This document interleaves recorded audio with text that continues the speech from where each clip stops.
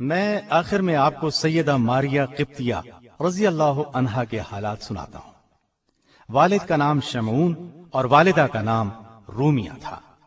سیدہ ماریہ قبطیہ رضی اللہ عنہا کو مصر کے بادشاہ مقوقس نے 7 ہجری میں آپ صلی اللہ علیہ وسلم کی خدمت میں بطور ہدیہ بھیجا۔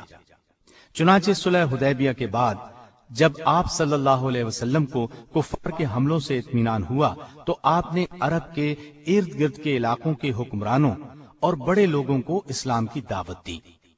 یہ دعوت خطوط کے ذریعے سے دی گئی۔ مختلف صحابہ کرام رضی اللہ عنہم ان خطوط کو لے کر گئے۔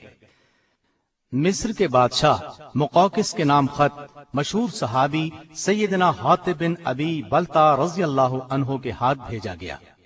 شاہ مقوقس حاطب رضی اللہ عنہ سے بہت عزت سے پیش آیا۔ آپ صلی اللہ علیہ وسلم کے خط کے جواب میں ایک خط لکھا۔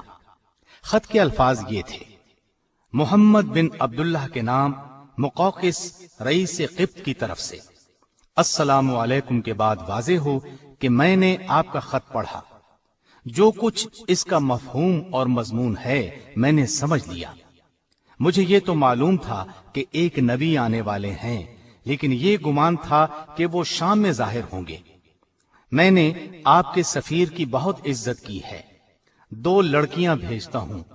قبطیوں میں ان کی بہت تعظیم کی جاتی ہے، اور میں آپ کے لیے کپڑا اور سواری کا خچر بھیج رہا ہوں۔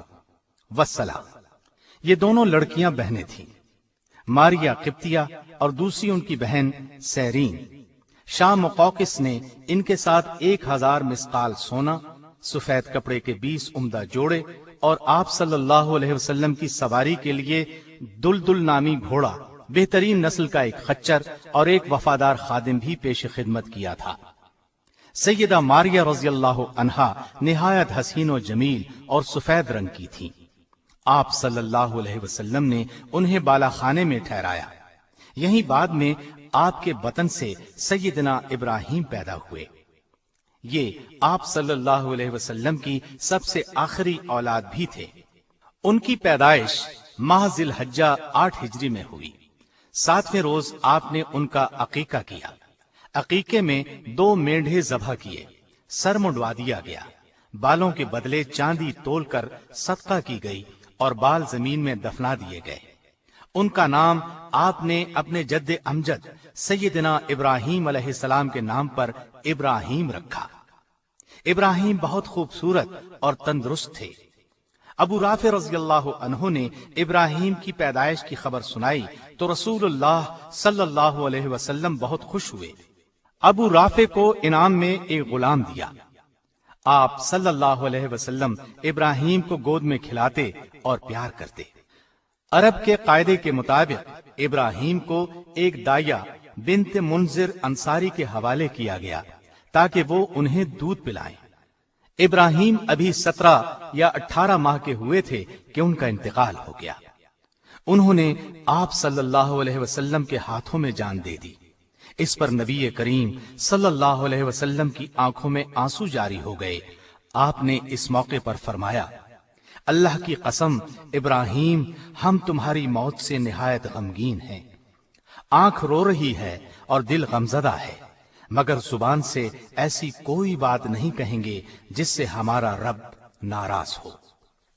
جس روز سیدنا ابراہیم رضی اللہ عنہ کا انتقال ہوا، اتفاق سے اسی روز سورج کو گرہن لگ گیا۔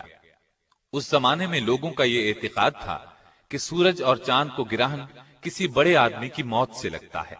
اس اعتقاد کے تحت مدینے کے مسلمان بھی یہ کہنے لگے کہ سورج کو گرہن نبی صلی اللہ علیہ وسلم کے صاحبزادے کے انتقال کی وجہ سے لگا ہے۔ یہ بات آپ صلی اللہ علیہ وسلم کے علم میں آئی تو آپ نے ناپسندیدگی ظاہر کرتے ہوئے فرمایا: سورج اور چاند کو کسی انسان کی موت سے گرہن نہیں لگتا، بلکہ وہ اللہ تعالی کی نشانیوں میں سے ایک نشانی ہے۔ جب تم ایسا دیکھو تو نماز پڑھو، اللہ جل شانہ کے حضور جھک جاؤ۔ سیدہ ماریہ قبطیہ رضی اللہ عنہا نے سیدنا عمر رضی اللہ عنہ کے زمانہ خلافت میں انتقال فرمایا اور جنت البقیع میں دفن ہوئیں۔ اللہ تعالی کی ان پر ہزارہا رحمتیں ہوں۔